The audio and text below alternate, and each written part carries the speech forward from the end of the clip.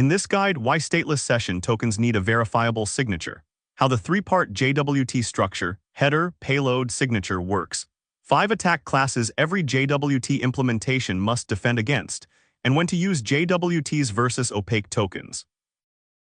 Identity Expert, powering you to be an expert in identity. Today we're unpacking JSON JWTs, the compact, self-contained credential format that underpins OAuth 2 access tokens, OIDC identity tokens, and a significant fraction of all API authentication in production today.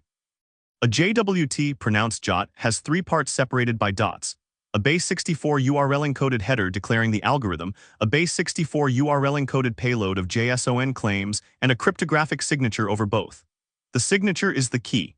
It lets any server with the right key verify the token's integrity and origin without calling back to the issuer. That's the self-contained property, the difference between a JWT and an opaque bearer token, which requires a database lookup on every use. But JWTs are also one of the most commonly misused primitives in identity engineering. By the end of this video, you'll understand the structure, the standard claims, the signing algorithms, and the specific pitfalls that have caused high-profile security incidents. Let's make JWTs concrete with a boarding pass analogy. An airline boarding pass contains everything needed to verify your right to board: your name, flight number, seat, boarding time, and a barcode encoding all of it. The gate agent scans the barcode. The scanner verifies the barcode's integrity. It was generated by the airline system and has not been tampered with. No database lookup, no call to the ticketing office. The barcode is the signature. The printed information is the payload. The boarding pass format is the header. If someone tampers with the seat number and reprints the boarding pass, the barcode check fails. The data no longer matches the original signature. That is a JWT. The issuer signs the claims when it creates the token. Any verifier with the issuer's public key can validate the signature instantly. Self-contained, verifiable. No round trip required. The catch: if someone steals your boarding pass, they can board your flight. JWTs are bearer tokens. Possession is proof. To understand why JWTs exist, you need to understand what they replaced. Traditional session tokens are opaque strings, a random identifier stored in a cookie or authorization header. When the server receives a request, it looks up the token in a session store, a database, or Redis cache, which returns the user's identity and authorization state. This works until you need to scale. With multiple servers behind a load balancer, session state is centralized. Every server needs access to the session store, which becomes a bottleneck and a single point of failure. You can replicate it, but now you need to keep replicas in sync. JWTs solve the session store problem by encoding the state in the token itself. Any server that can verify the signature can trust the payload claims without consulting a central store. The trade-off: JWTs cannot be revoked before their expiry because there is no central store to update. Every architectural decision with JWTs flows from this tension between statelessness and revocability. A JWT consists of 3 base 64 URL-encoded parts separated by dots. The header declares the token type, JWT, and the signing algorithm, HS256 for HMAC, SHA256 using a shared secret, RS256 for RSA using an asymmetric key pair, or EAS256 for ECDSA over P256. The payload contains claims. Registered claims defined in RFC 7519 include IS for issuer, sub for subject, AUD for audience, X for expiration, IET for issue date, and JTI for a unique token ID. The signature is computed over the base 64 URL-encoded header and payload. Validation requires 4 steps. First, verify the signature using the correct algorithm and key. Second, check exp, reject tokens past their expiry. Third, verify IS, tokens from unexpected issuers are rejected. Fourth, verify AUD, a token intended for service A must not be accepted by service B. Skipping any of these checks, and all of them have been skipped in production systems, open specific, well-documented attack vectors. Let's decode a real JWT. The 3 separated parts decode to this: the header, algorithm RS256, type JWT, and a KID key ID pointing to the specific public key for verification.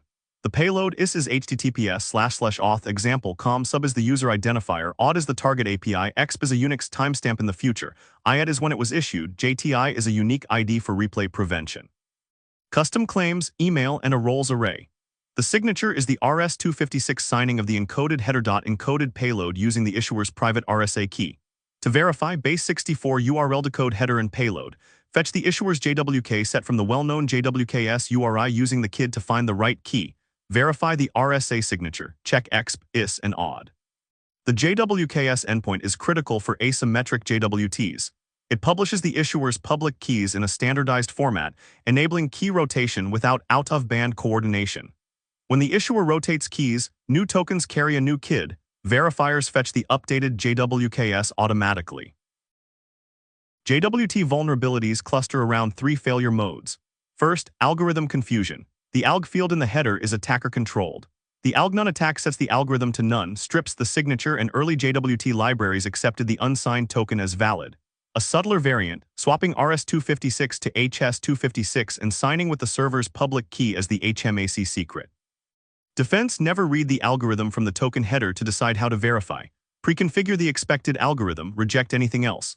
Second, missing claims validation, accepting any validly signed JWT regardless of is, auth, or exp. A token issued by a different authorization server or to a different audience is valid by signature but wrong in context. Validate all four: signature, exp, is, auth. Third, sensitive data in claims. JWT payloads are base 64 URL encoded, not encrypted. Anyone who holds the token can decode the payload. Never put personal data, financial information, or secrets in a JWT payload unless you use JWE JSON web encryption. Treat the payload as visible to anyone who handles the token at rest or in transit. As of 2026, JWTs remain the dominant access token format, but the ecosystem has matured around their known limitations. JWT profile for OAuth 2 access tokens, defined in RFC 9068, standardizes which claims access tokens must carry, including the ASP claim for authorized party and auth binding to the specific resource server. This closes the audience confusion attacks that plagued early JWT deployments. For token revocation, the classic JWT weakness, token introspection from RFC 7662 and token revocation from RFC 7009 provide opt-in server-side state for high-value flows.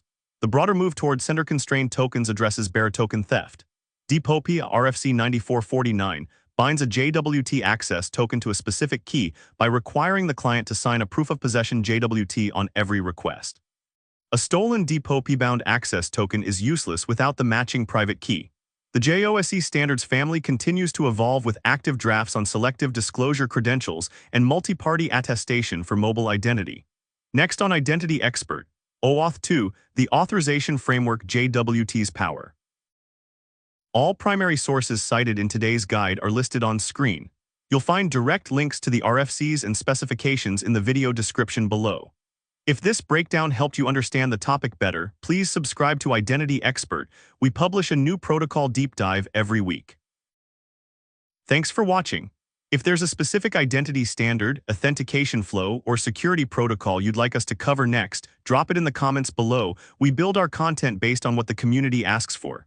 Subscribe and hit the bell so you never miss an episode.